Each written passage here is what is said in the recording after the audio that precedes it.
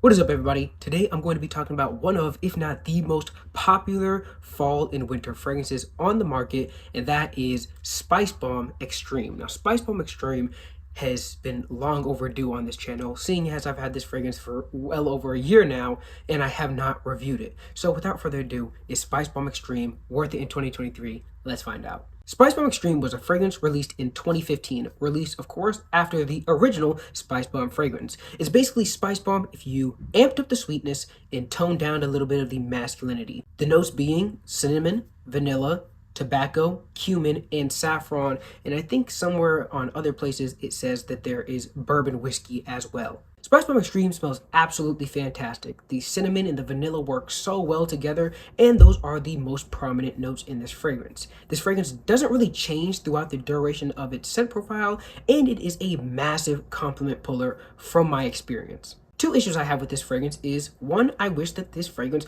would just be a little bit spicier, similar to how the infrared fragrances are. Like, those fragrances are spicy, like hot pepper.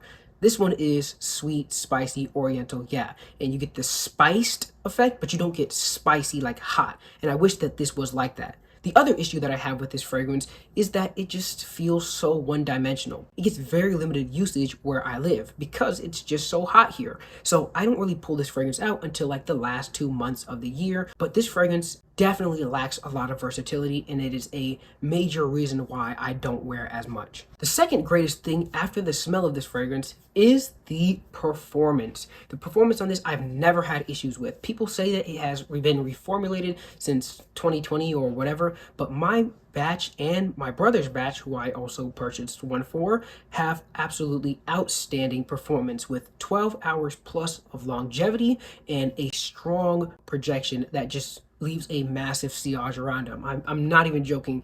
Able to smell my brother when he's wearing about 4 or 5 sprays of this from about 6 feet away. Because the performance is so good on this one, I usually rock a little bit less sprays because I'm wearing it oftentimes more in an intimate setting. So I don't want to have too much. But this stuff is great in terms of performance. I'm not sure about the newest batches, but I think my batch is a 2022 batch. So as far as those batches, you should be good.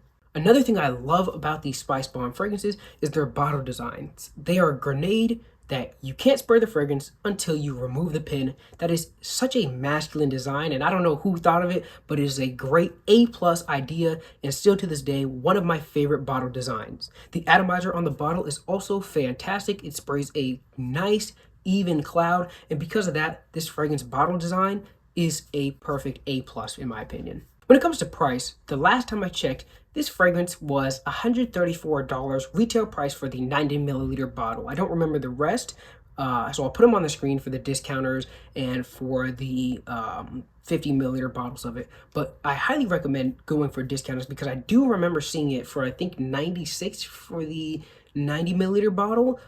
So of course, that's a $40 save, and you should definitely jump on that if you can find it that low.